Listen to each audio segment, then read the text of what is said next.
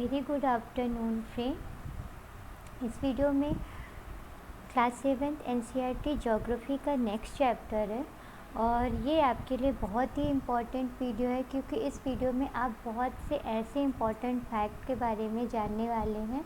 जैसे कि पहला फैक्ट जैसे हो गया कि अंडे जो है पानी पे तैरते क्यों हैं। ठीक है, अंडे वैसे पानी पे तैरते नहीं हैं, आपने देखा होगा। ठीक है, तो वो लेकिन अंडे भी पानी पे तैर सकते हैं।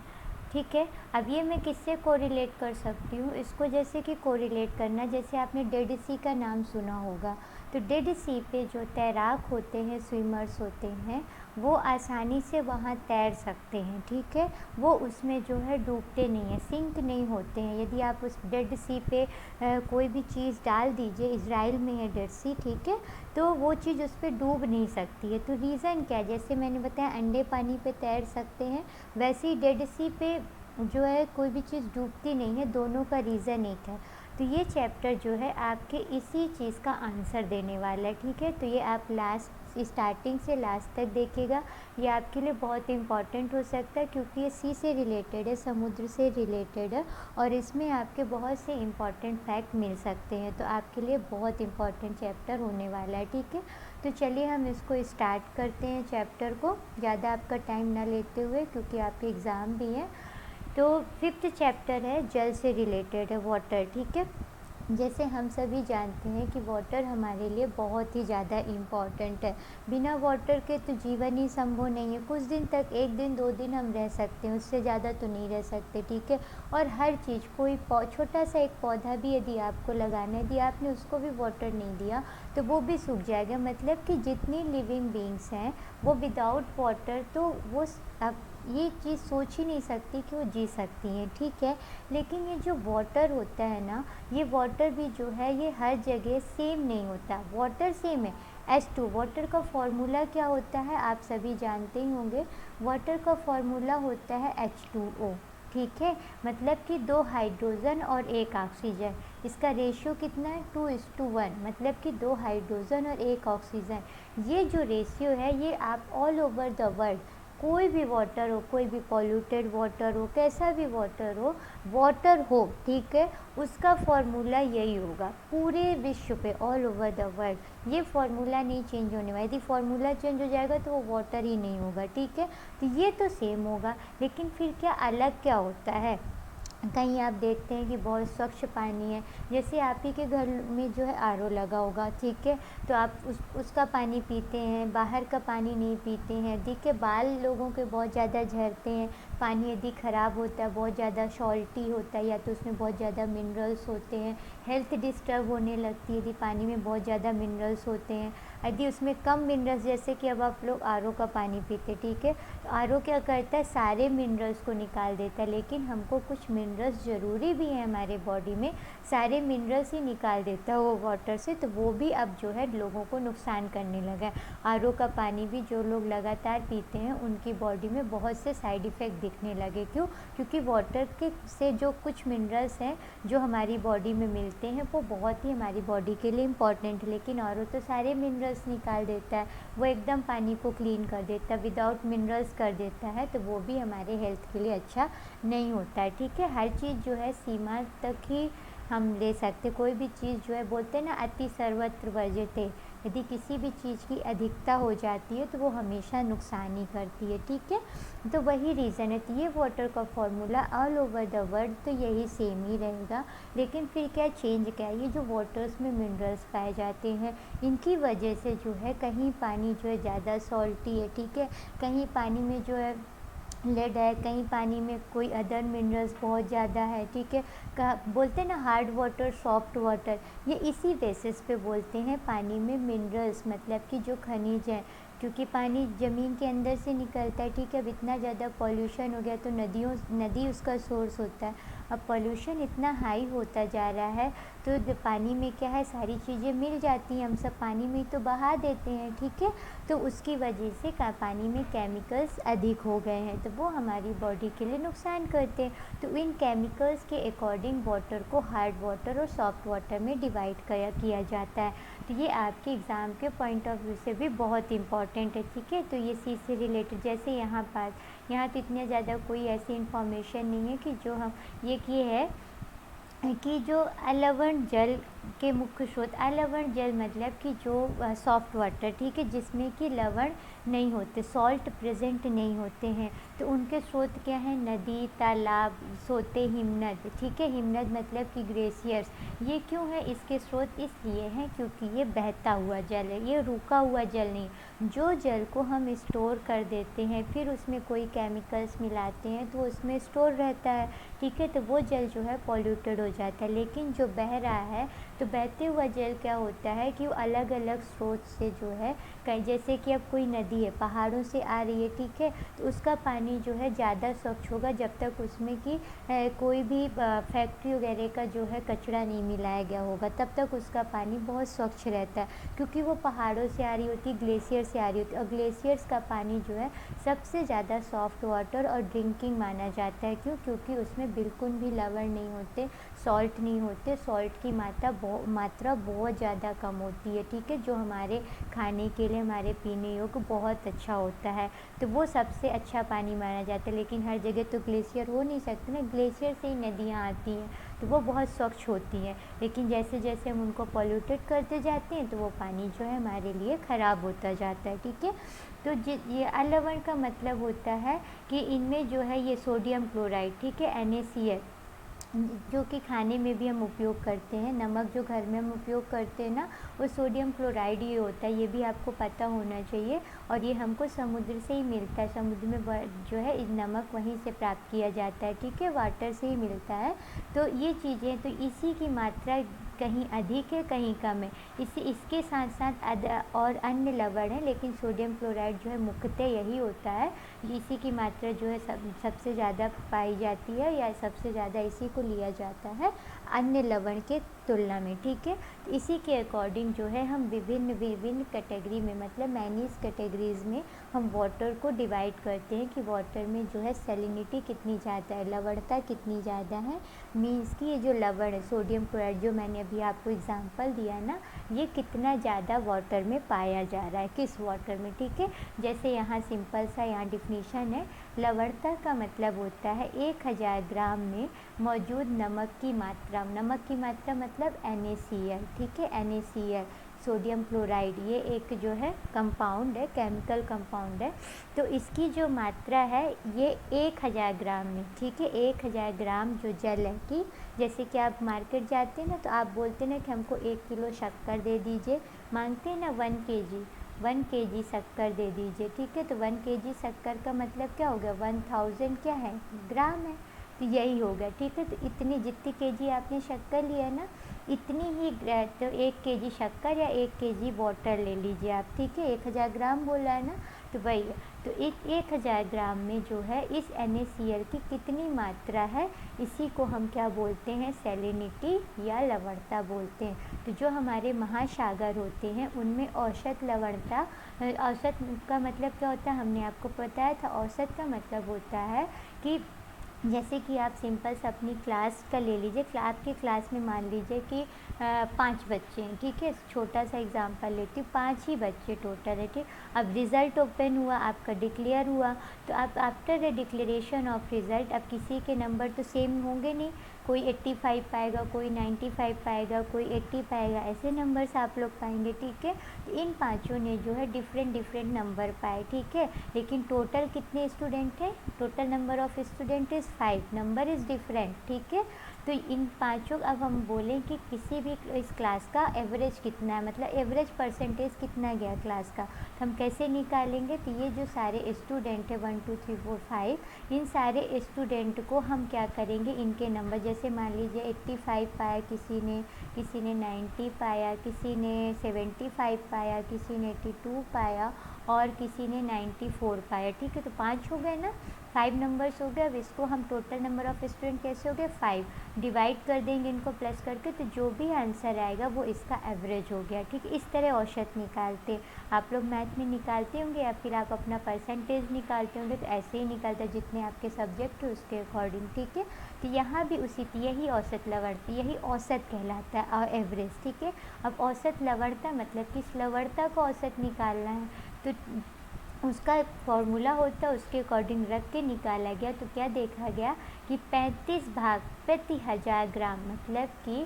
35% जो है क्या कहते हैं 1000 ग्राम में, 1000 ग्राम में जो है कितना ये NaCl प्रेजेंट है 35 है, इसका पार्ट 35% प्रेजेंट है।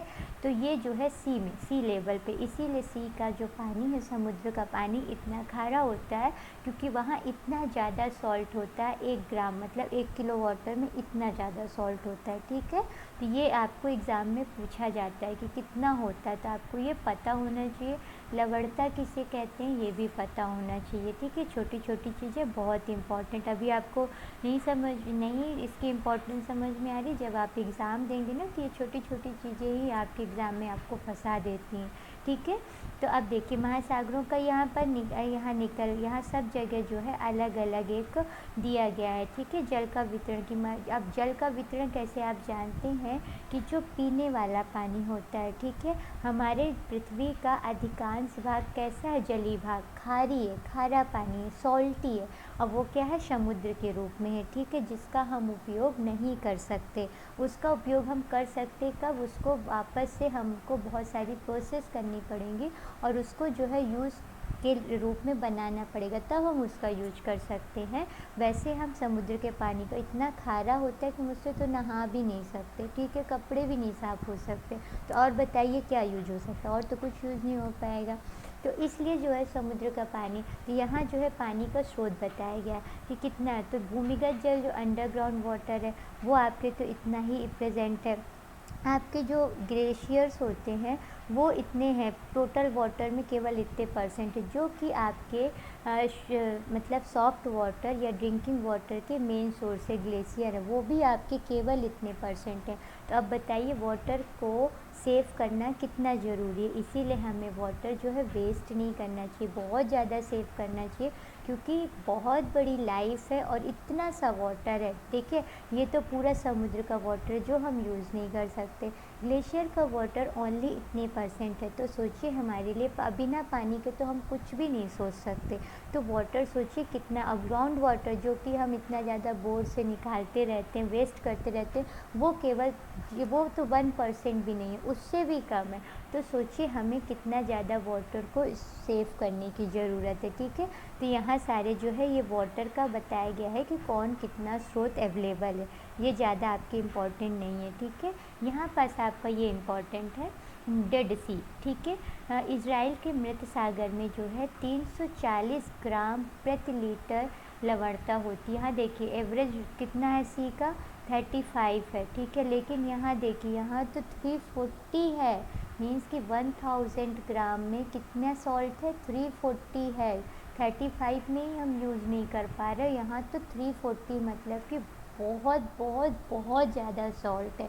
और इस सॉल्ट होने की वजह से जो है ग्लेशियर, ये जो इज़राइल में जो डेड सी है वहाँ के में कोई भी चीज़ आप डालिए समुद्र में, तो उस डेड सी में तो वो सारी चीज़ें तैरती रहती हैं। इसीलिए जो है उस डेड सी में जो है आपके तैराक वगैरह जो होते हैं वो फ्लोट करते रहते हैं, वो उसमें डूब नहीं सकते हैं, कुछ भी कर लें वो उसमें डूब नहीं सकते। क्यों नहीं डूब सकते, अब यहाँ साइंस है। ठीक है, क्या साइंस है समझिए।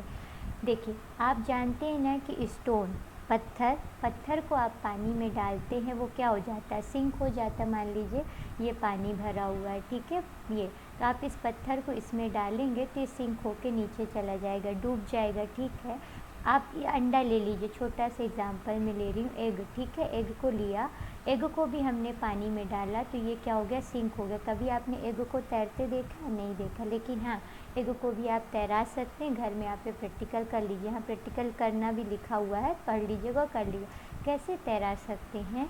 अभी देखिए, अभी ये दोनों चीज़ें क्यों डूब गई, पत्थर और ये आपके अंडा, ये पानी एग जो है पानी में क्यों डूब गया, क्यों डूब गया, इसका रीज़न है डेंसिटी, घनत्व। ठीक है, इन दोनों का जो घनत्व है, घनत्व क्या होता है अब आप ये भी समझ लीजिए। घनत्व का मतलब होता है कोई भी चीज़, जैसे कि आपने ये मान लीजिए एक छोटा सा टब है, ठीक है, इसमें आप इतना ही पानी भर सकते हैं, ठीक है, तो ये इसका डेंसिटी हो गई, ठीक है। लेकिन अब इसमें जितना भी जो भी भर सकते, लेकिन हम इसकी डेंसिटी कैसे बढ़ा सकते, कोई ऐसी प्रोसेस कर दें कि जितना इसमें हम पानी भर सकते थे उससे ज़्यादा और पानी, इसमें कैपेसिटी इसकी बढ़ जाए, लेकिन इसका आकार जो है इतना ही रहे, इसका आकार ना बढ़े। ये जो आकार होता है, मैंने एक दिन आपको आयतन समझाया था, जो 3 डायमेंशनल स्ट्रक्चर होते हैं उन्हीं का आयतन हम निकाल सकते हैं, ठीक है। जो 3D होते हैं, 3 डायमेंशनल होते हैं, जैसे कि ये 3D डायमेंशनल है, जैसे आपका घर है, तो इसमें जो आयतन हम इसका कैसे निकालेंगे, क्योंकि ये कितना सामान को अंदर स्टोर कर सकता है, ठीक है, इसके आधार पे हम इसका आयतन निकाल सकते हैं, इसके अंदर हम कितना सामान रख सकते हैं। अब मान लीजिए कि इस बर्तन की कैपेसिटी, अभी जैसे कल ही मैंने एक वीडियो डाला है, कल परसों, एयर से रिलेटेड, ठीक है, कि बारिश कैसे होती है, बारिश में भी इसी का रोल है, आयतन का रोल है, कि जब ठंडी वायु, गर्म वायु ऊपर जाती है तो वो पहले जब गर्म होती है तो उसका आयतन बढ़ जाता है, जैसे जैसे वो ऊपर जाती है तो ठंडी होती जाती है, ठीक है, तो उसका क्या हो जाता है, ठंडी होने की वजह से उसमें जो है उसका घनत्व जो है बढ़ जाता है, डेंसिटी बढ़ जाती है और वो भारी हो जाती है, आयतन कम हो जाता है, ऊपर गई, ठीक है, तो इसी वजह से वो बारिश के रूप में नीचे आ जाती है, क्योंकि वो भारी हो गई। वही यहाँ रोल है, ठीक है, कि ये जो है, ये जो बॉल है और ये दोनों है एग है, ये दोनों जो है भारी हैं, ठीक, किससे, वाटर से, वाटर से ज़्यादा भारी। कोई भी चीज़ कब डूब जाएगी, जब उससे ज़्यादा भारी होगी, तो ये वाटर जो है उससे ज़्यादा इन दोनों का भार है, इसीलिए जो है ये वाटर पे तैर ही नहीं पाए और ये नीचे जाके डूब गए। वहीं आप एक पत्ती डालिए, पत्ती क्या करेगी, वाटर पे तैरती रहेगी, क्यों तैर रही है, क्योंकि जो पत्ती की डेंसिटी है, ठीक है, भार है, जो भार है, ठीक है, यही भार कहलाता है कि इसका ये जो आयतन, उसके अंदर हम कितना, ये जो कोई भी सामान उसके अंदर हम कितना सामान रख सकते हैं, ये आयतन कहला गया, ठीक। तो इस समुद्र, ये जो कोई भी इसमें पानी भरा हमने, इस पानी की जो डेंसिटी है, ठीक है, वो इस पत्ती से क्या है, ज़्यादा, ये जो ज़्यादा है और ये पत्ती की कम है, इसी वजह से पत्ती जो है इसमें तैर रही है। अब हम ऐसा कुछ कर दें कि जो पानी है उसकी डेंसिटी जो है हम क्या कर दें, बढ़ा दें, तो ये दोनों जो है पानी में तैरने लगेंगे, फिर ये कभी नहीं डूब सकते।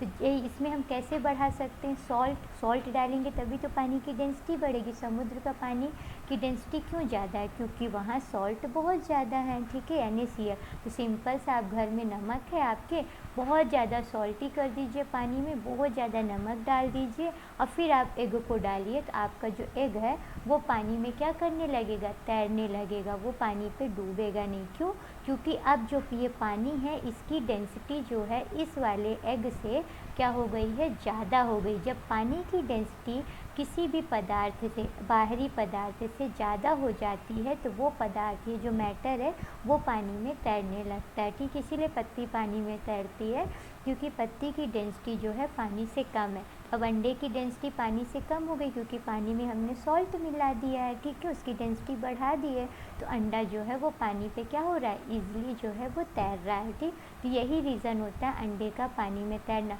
यही फैक्ट यहाँ भी है, डेड सी पे जो तैराक हैं वो डूबते क्यों नहीं हैं, वो क्यों नहीं डूबते, क्यों तैरते रहते हैं, उसका रीज़न भी यही है। यहाँ का पानी इतना ज़्यादा सॉल्टी, आप देख भी रहे हैं कितना ज़्यादा सॉल्ट, और ये एग्ज़ाम में पूछा जाता है क्वेश्चन, कई बार ये डायरेक्ट क्वेश्चन आ चुका है कि सबसे ज़्यादा जो है खारा पानी कहाँ है। तो ये सारी चीज़ें आपके लिए बहुत इंपॉर्टेंट, ये आपके कॉन्सेप्ट भी बहुत अच्छे से क्लियर होना चाहिए, ठीक है। तो ये सारी चीज़ें कि तैराक जो है पानी में ये सारी चीज़ें क्वेश्चन के फॉर्म में आ चुकी हैं, आपको पता होना चाहिए। तो इसीलिए जो तैराक हैं वो पानी में यहाँ तैरते हैं, क्यों, क्योंकि यहाँ के पानी की जो डेंसिटी है सॉल्ट अधिक होने की वजह से बहुत ज़्यादा है तैराक से, ठीक है। तैराक या कोई भी सामान जो उसमें डाला जा रहा है उसकी डेंसिटी इतनी हाई नहीं है जितनी ज़्यादा यहाँ के पानी की है, उसमें सॉल्ट होने की वजह से। इसीलिए जो है यहाँ जो तैराक हैं इजराइल के डेड सी में वो तैरते रहते हैं, रीज़न इसका मेन यही है। तो आई थिंक कितने मिनट हो गए मैं देखूं, क्योंकि ज़्यादा बड़ा वीडियो हो जाता है तो फिर आप लोग देखते नहीं हैं ज़्यादा, और वो फिर इम्पॉर्टेंट चीज़ें आपके हाथ से निकल जाती हैं। Okay, thank you friend. Next lecture next video में। Thank you very much.